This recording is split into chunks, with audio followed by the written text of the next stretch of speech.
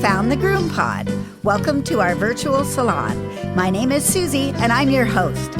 I'm a mobile groomer from Seattle, Washington, and anybody who knows me will tell you I love to talk, especially about my job. And one of my favorite people to talk to is my friend and mentor and the co-star of this show, the curator of ingredients, Miss Barbara Bird.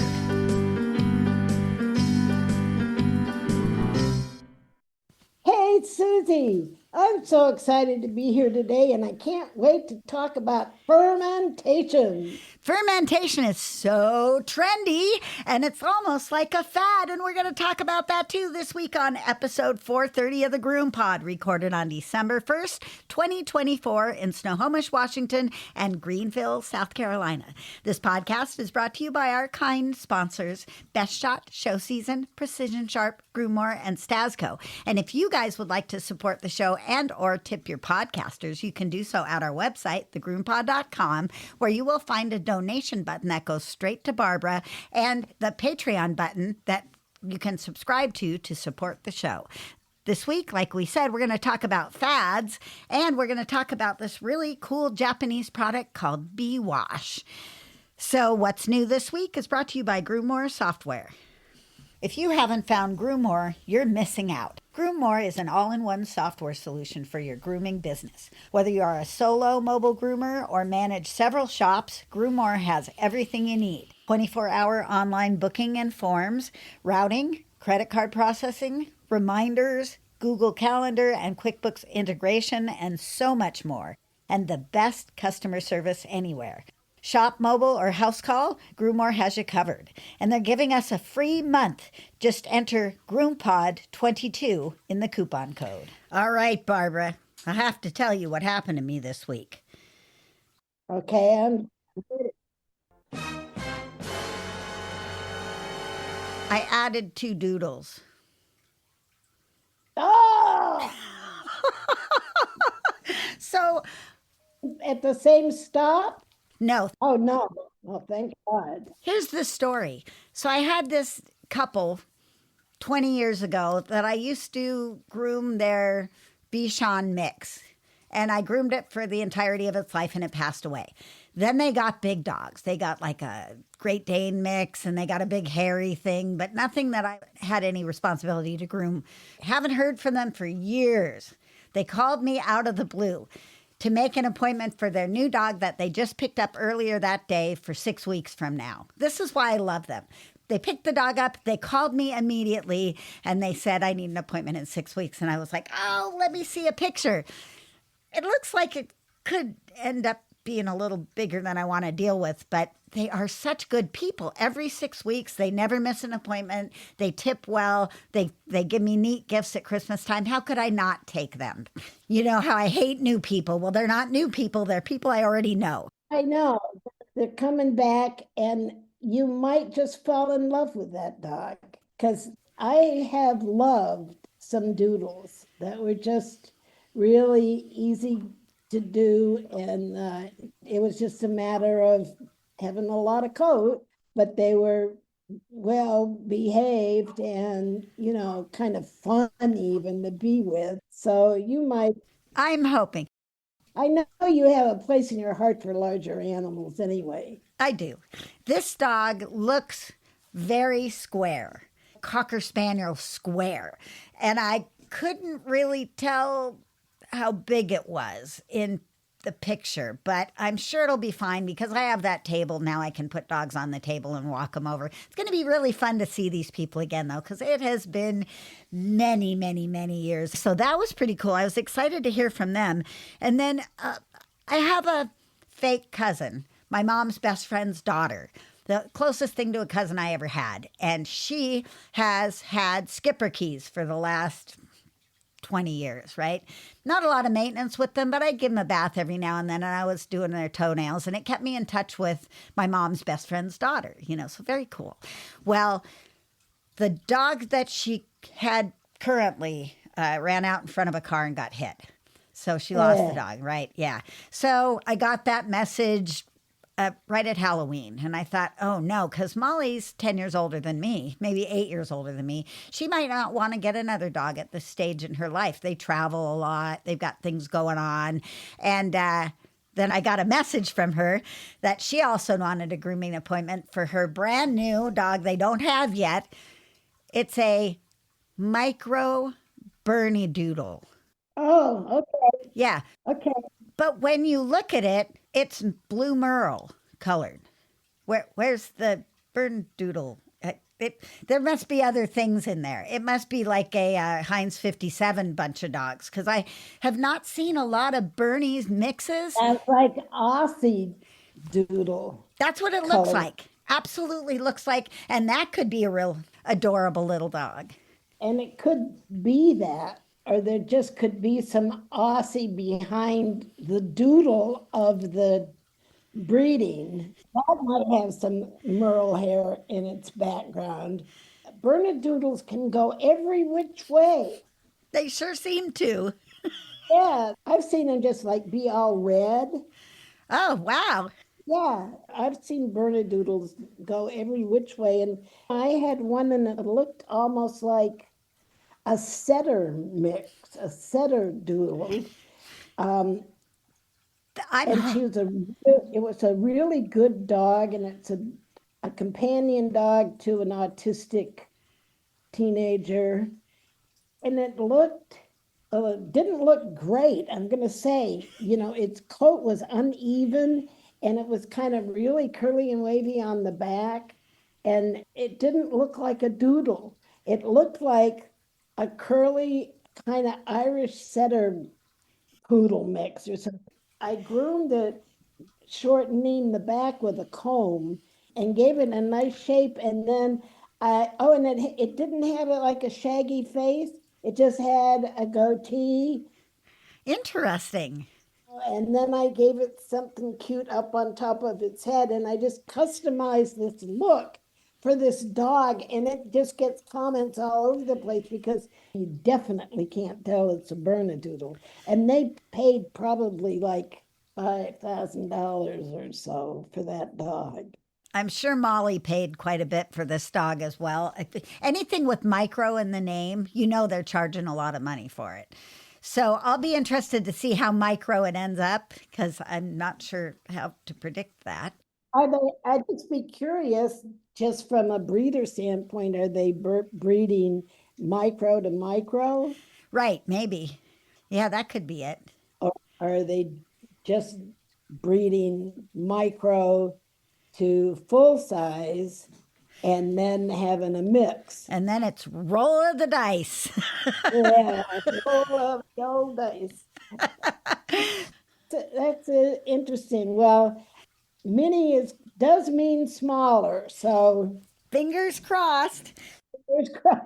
This brings to mind one of my classmates from high school got a little puppy. It's about 12 weeks old now, little thing. And she took it for her first visit to the vet with the dog. And the vet, she thought she was getting a Chihuahua mix. And I think she got a Chihuahua mix. But the vet told her it was going to be 40 pounds. The dog would be 40 pounds. And that it was definitely not a Chihuahua mix. So she was panicked. One of my favorite things to do is play Name That Dog. I love looking for signs and behavior and characteristics that will tip you off to what might be in there. I'm seeing long-haired Chihuahua and maybe something else in this dog, but the vet was certain it was going to be a big dog. So she's all panicked about that. I told her, calm down. I sent her a bunch of pictures of long-haired Chihuahua. I said, look at the face. Look how similar it looks to your dog. I said, don't panic yet. We'll just have to see. But anyway, it's perfect. Just the way it is, however it ends up, it's perfect. And she goes, I know. But another one was my dog and cat vet. Went out and bought 3 American Shepherds, which are those little mini Aussies. They don't want to call them Aussies anymore, like Jennifer said. They're all full-size Aussies. All of them. 3 of them. 3, 4, because he had one already. So now he has 4 full-size Aussies, and he's living in a studio, a little side hut. Yeah, it's going to be rough. Well, is there anything else that we need to talk about before we forge on to our first appointment? Oh, let's go there. Did you know that Stasco has come out with a couple of new products? First, there is the Stasco Oatmeal Protein Conditioner.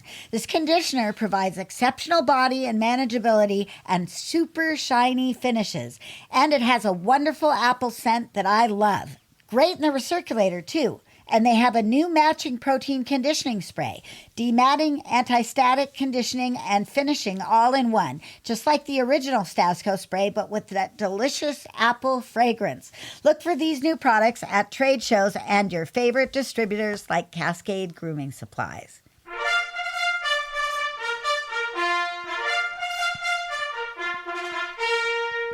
Ready, groomers? Here comes our first appointment.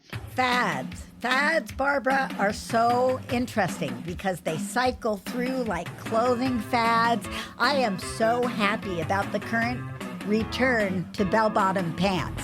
And I hope it hangs on for a while. I love my bell-bottom pants. I kept them all. I can still wear them. That is my favorite. We have some wacky fads in the grooming industry, though. I want to talk about some of them because I thought it would be fun. And so I asked our listeners to kind of pipe in with some of the fads that they've been noticing. One of the ones that really hit us by storm, like full force, was frothing. Frothing instantly became a fad. And I definitely would call it a fad still. Lots of people do it. What do you think of frothing, Barbara? Oh, Susie, don't get me started. Okay. I think it's a good option. I would have a frother. Would you call it a fad? It's too soon to tell because a fad is, by definition, an item that becomes popular and of high regard and high demand and then goes away. That's a fad. Otherwise, it's a trend. A trend, okay. Or look at it can be an evolution. Right. Oh, here's an evolution. Wide blades. Wide blades seem to be a fad, but I think they're becoming an evolution. I think so too. I think it's getting so that a whole lot of groomers have sets of both blades. In buying equipment, it's very easy to get involved with fads. You always want to try a fad, and that's why it's a fad because it's real desirable. I remember fads in human shampoos and conditioners like the egg shampoo. Do you remember that one? I do. And then when I was in college for a while, there was the beer shampoo. Yep. That was a DIY kind of fad that you added to your shampoo and some beer. Mane and tail conditioner. That's another fad that went through human products. The mane and tail that you can get at the grocery store. You know, that shampoo really opened the doors for selling pet products to pet owners instead of just selling the cosmetic products to the groomers. And then pet owners went to the human hair place. That Aussie line, that used to tickle my fancy. Me too. I like things that are multi-useful. I like ingredients that are multifunctional. I just like things that have more than one value. So that kind of drives me in my choices. I watched something the other night. I've been kind of stuck with Netflix as my only recreational viewing. And I watched this documentary about buying and selling. It was like narrated as though it was a presentation to business owners. And they were giving the ways to make things have to buy. And they actually ran us through our whole last 3 decades of consumerism Interesting. and the growth of Amazon Yeah. because it's what is taken off in the online shopping is that there's all those images that they can use. They know how to use the images to sell or make a product look desirable. Boy, they sure do. Everything looks good. What they do on the websites, they say people who like your thing also like these things. Oh, that gets me too. Amazon doesn't stop with just one layer of that. Nowadays, there's about 3 layers of, and you also might be interested in these. And these ones have high Your, ratings. your browsing history suggests these. They have our number, that's for sure. Yeah.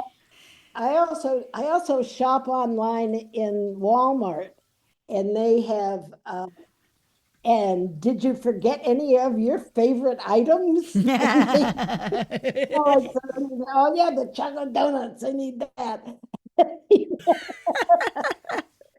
Oh, anyway, it's amazing some of the fad items that have taken off and really become standardized. Here's one, and certainly this was because of images, just like you're saying. The duck foam bottle thing. The duck. Have you seen the duck foam bottle thing? I have seen the duck foam bottle thing, but I haven't yet had a chance to use one. And so I'm just going to hesitate, but I'm going to remind people that when you have a product that you buy it as a concentrate and you dilute it down with either water or air, you are much less likely to have the frilly ingredients, the feel good, The additives. yeah, yes, enticing additives, because things that go on your skin require a certain amount to be on your skin to make a difference. So, like when you're making it be a foamer. Yeah, and you see when you're using a foamer, you're just puffing the whole thing up with air. And it's just a way of diluting with air instead of diluting with water. And Is it risky? Like, does stuff go bad? well, no, because it's concentrated until you make it into a foam. Right, okay. You should be really careful about closing the lids on all of your products every single day, if not every single hour, because that's one of the main ways that products spoil. And especially water based products like shampoos and conditioners and hairsprays and stuff that we use. Oh, yeah. So, styling aids, they've tried to make that a fad. I bought into that. I love to use styling aids, and there was never anything. I mean, you would spit on a dog or something, that would swoop down.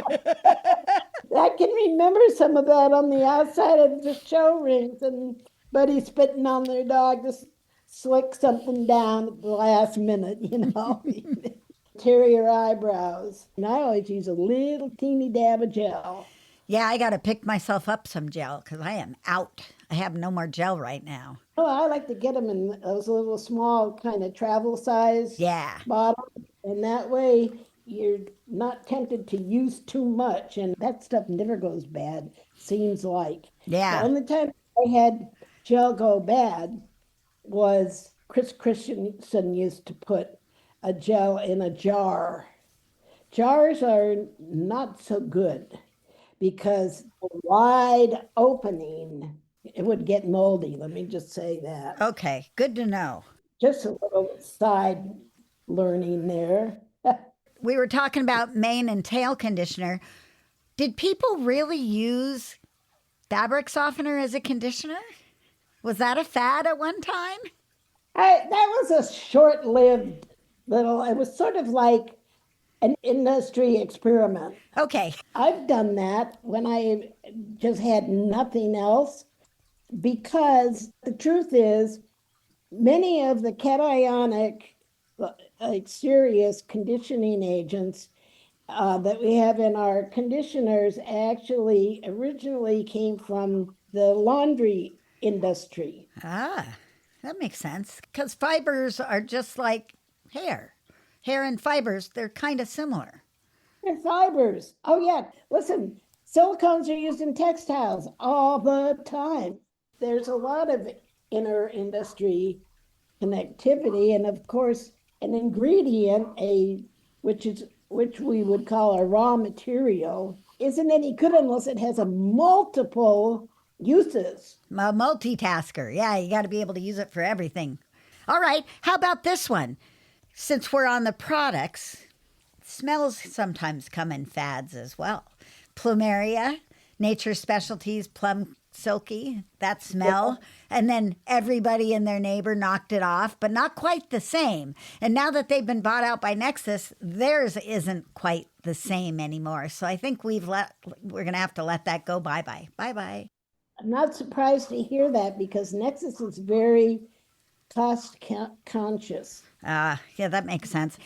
And then, of course, the freight train that is the blueberry facial, the blueberry shampoos, everybody's knocked that fragrance off as well because it's delightful.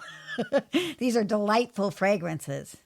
That caused a lot of inside the industry furor because the two women that developed the product, the blueberry facial product in San Diego, their product soared in sales and was just like really popular. It was very well marketed, really cute.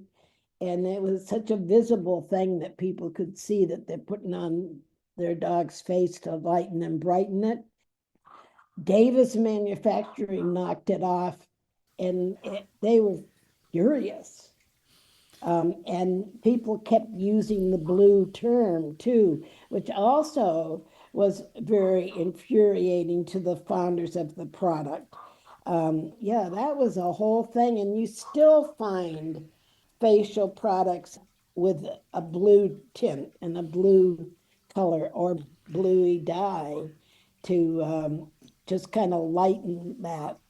And it's so ingrained in us that even shampoos that use optical brighteners tend to color the shampoo blue or purple, even though they don't have dyes in them. Yeah, because the people look for that. It runs Yeah. deep. Yeah. How about this? We were talking about Walmart. How about the Ferminator? That was another one that just ran through the industry like a freight train. Oh boy, that ran through the industry like a freight train and ran right off into consumer land because it was like too good to be true.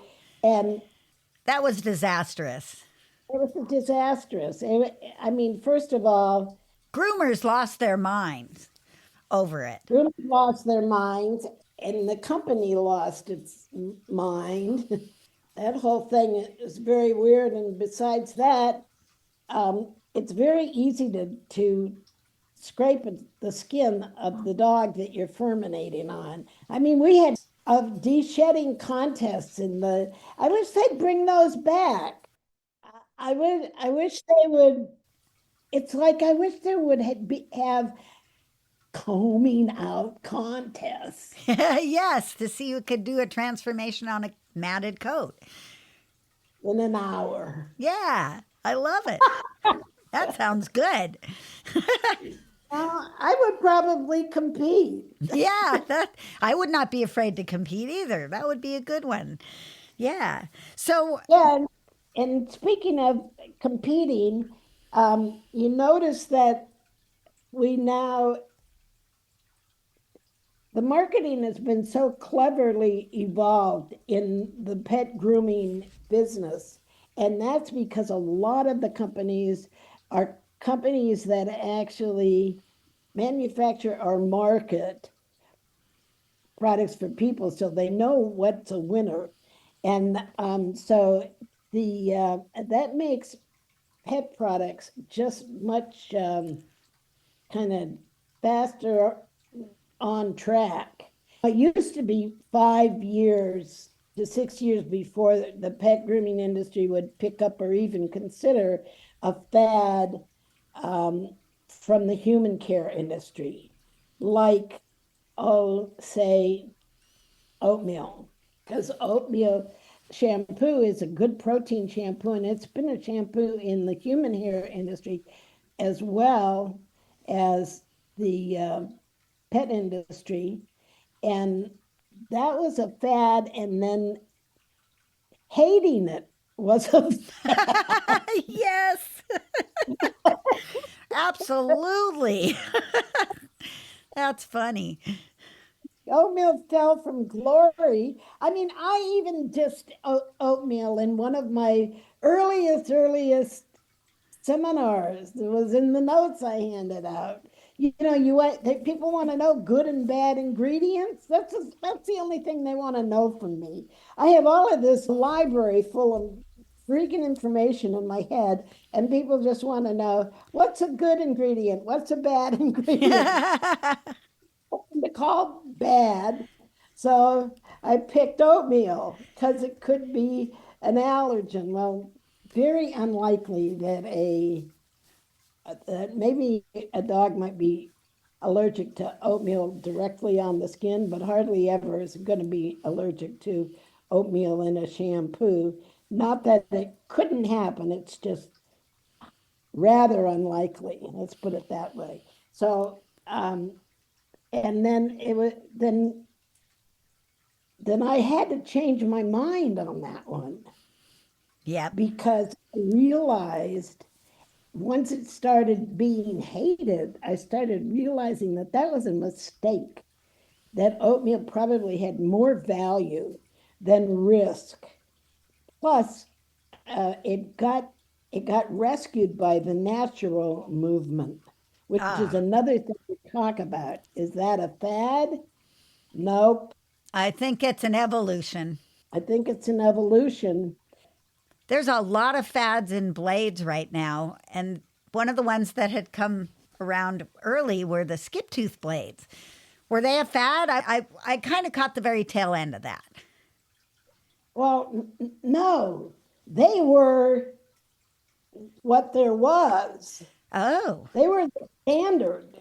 When I learned to groom in the early 70s, there were no fine tooth, no 5, 7, and so on that had the teeth all even, equal, the same.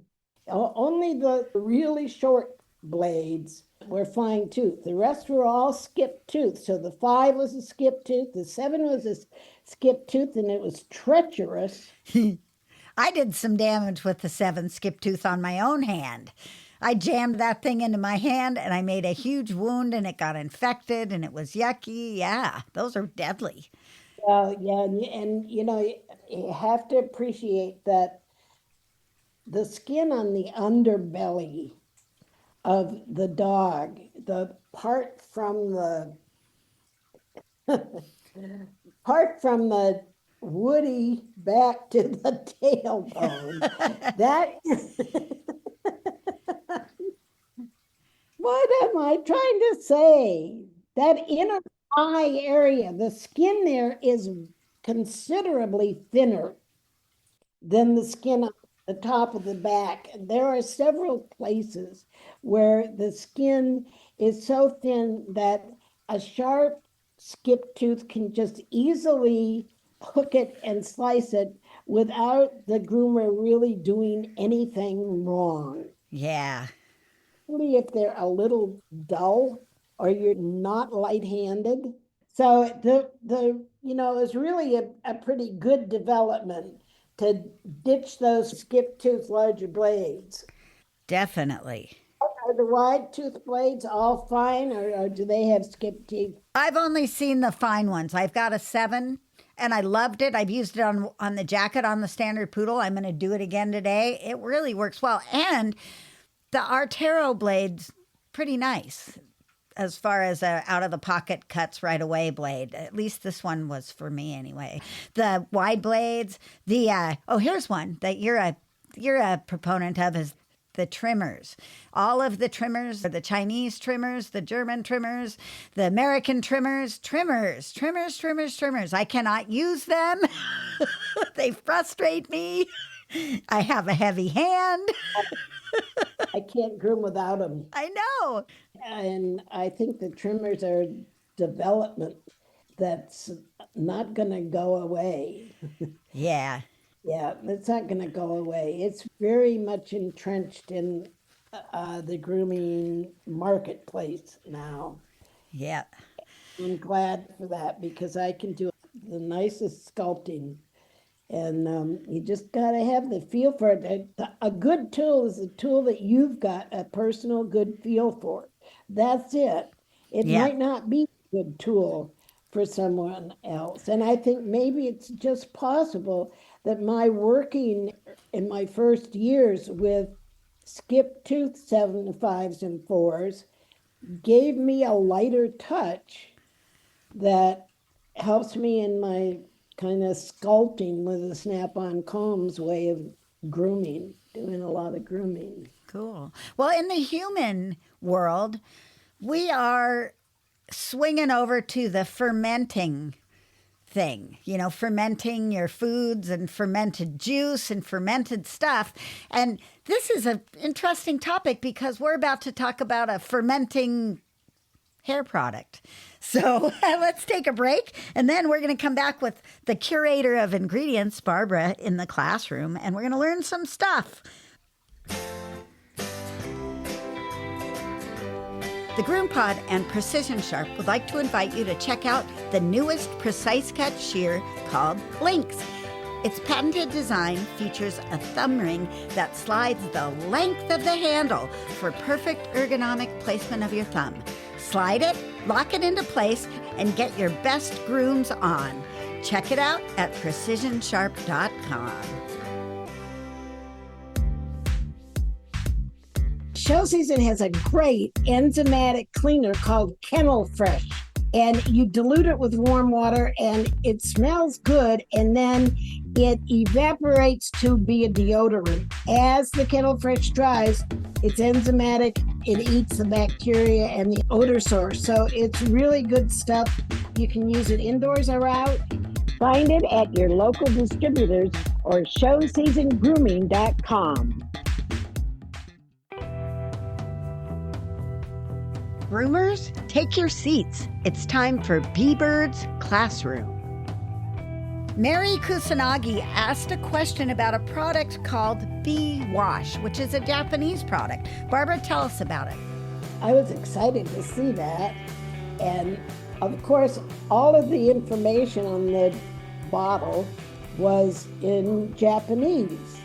And so there was really no criticizing the bottle, but I did find my way to the website and I was able to learn the ingredients of this impressive little, and it was sort of a small bottle, and I think they even packaged it in something other than a bottle, which is a trend that's going to happen. The bag instead of a bottle kind of thing, pouch. Instead of a bottle, a tablet instead of a cup full. Yeah, I bet you we'll have shampoo tablets in the near future. So anyway, let me read you the ingredients and see what you think.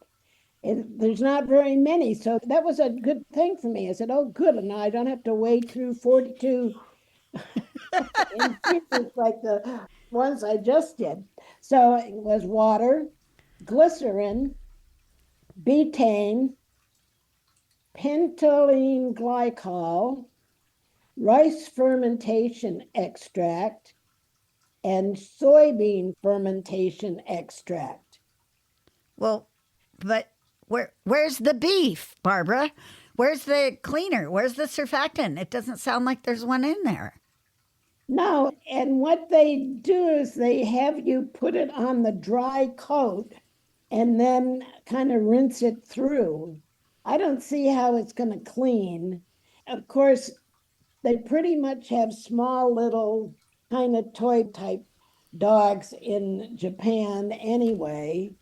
They really do minis because it's kind of a country that demands it. Couldn't have 3 doodles in a Japanese studio apartment for sure. So I'm just thinking, well, where are the rest of the ingredients? Yeah, it seems a little short. There doesn't seem to be anything that's like a protein. I had to kind of get into it. Water we know is the diluent or the actual base. Glycerin is a humectant. It's the least expensive, and it's one that's an available byproduct of soap making. Betaine can be produced naturally from sugar beets, or it can be created in the lab. So betaine is an active ingredient that has a value for its moisturizing ability. And penylene glycol is very much like propylene glycol. So it's a humectant, it's a solvent, and it has some value as a broad spectrum preservative. And it's also a penetration enhancer. So here we go again. We got to talk about penetration because the value of a product for the skin is it has to like deep clean and or deposit some moisture or a moisturizing system to the skin. I get upset because penetration is a good thing. It means that your product is going to be able to get below the outer surface of the skin and actually condition the skin. So I like that penylene glycol because there again, it's a multitasker, huh? Yeah, Broad spectrum preservative and a penetration enhancer. yeah. So, one of the things that it wants to enhance the penetration of is the rice fermentation extract. Now, wait a minute.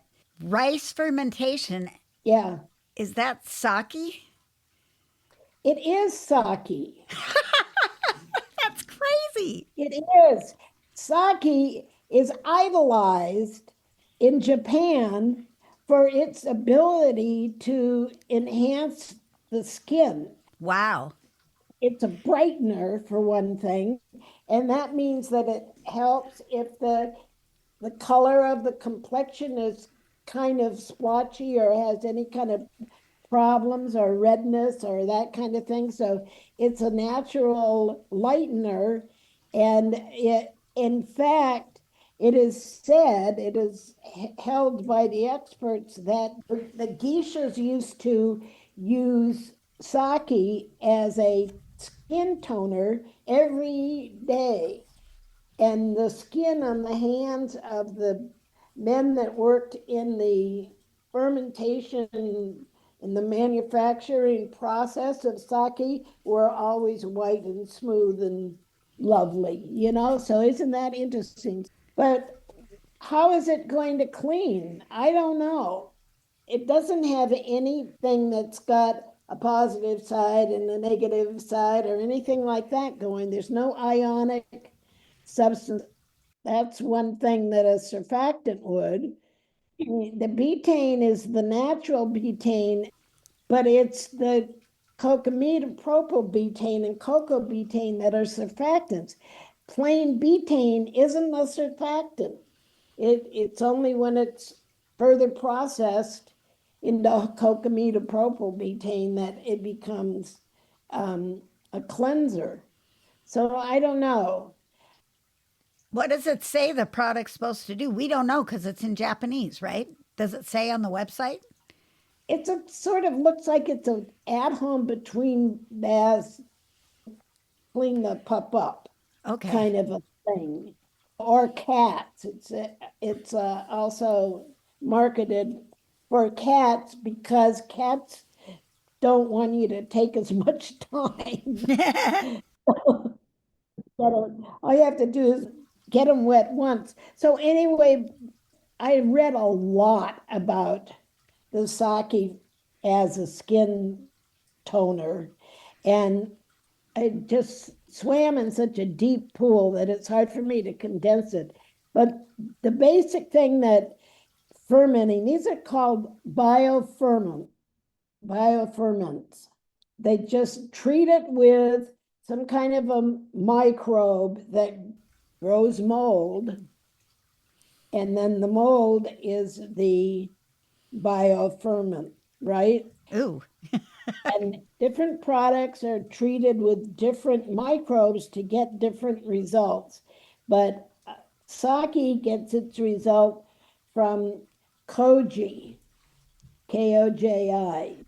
That's the very last remnants of the fermentation process, and the liquid's all taken off. And then this koji is what's left. And it's really kind of worshipped in Japan. So maybe I don't know it, but that has some kind of cleansing activity to it. The Japanese sake is highly regarded as a moisturizer. So the soybean fermentation is also a super moisturizing ingredient, and fermentation breaks the raw materials down into smaller molecular sizes so they will penetrate the skin. That's one of the big values. It makes anything for skincare ever so much more potent. interesting. That's why it's highly valued, and it's biological. So the Japanese research is very important because ultimately they will be bringing to us more biofermentation. Kombucha, how long did it to take off? Yogurt, how long did it take? We've already got some kind of a comfort zone happening with fermentation. So it's going to not be too hard to market it once they figure out how to make it in more accessible products, or products that we recognize a little more and can afford. Interesting to look at products that come from another place, especially one like Japan, where we have just not that much practical experience with their customs. And fermentation is the soul of Japan. In fact, I read one article that was called Japan, the land of fermentation. That's laying it out there. For one thing, on a humorous note, it doesn't have to be super effective. For the Japanese will buy anything that's got they're comfortable. Everybody, soybean fermentation is one of the aspects of soy sauce. Soy sauce is fermented. Worcestershire. That stuff is fermented too, fermented fish. Yeah, we've got it. It's coming. What it does is that you can use less product. Okay. So they fermented aloe vera. Aloe vera stood out because the aloe vera held 400 times more moisture. Wow. That's significant. So that's significant boost. So then just a little bit of that stuff will take the place of considerably more powdered aloe vera and might actually be effective. Well, I'm following that. I got pretty sold on fermentation. I'm plunging in there on my own skincare and stuff and trying to find things with sake in them. My neighbor is very into gut health, and she's growing all kinds of fermented cabbage and beverages and pink stuff. And yeah, they're very into it. So I've been kind of watching it, but I'm not there yet. I'll wait a little bit. Oh, I'm there. I know, but you're more ahead than I am. I'm not one to jump on the fads. I like that you are. It makes us a good match. So now I'm practicing. Now I'm not eating more yogurt again, and I'm doing the kombucha once a week, and this kind of thing, because I know that the gut health is part of skin health. Right. We learned that recently. We learned that recently. So I wonder if it works the other way around. Yeah, you never know. You have to try. Okay, well, thanks for being here, everybody. Remember to support our sponsors and to support the show. We only have a few more weeks to go, and we will be through this holiday season and on to the next year. I'm looking forward to that. Anyway, happy grooming, everyone. See you next time on the GroomPod. Bye-bye now.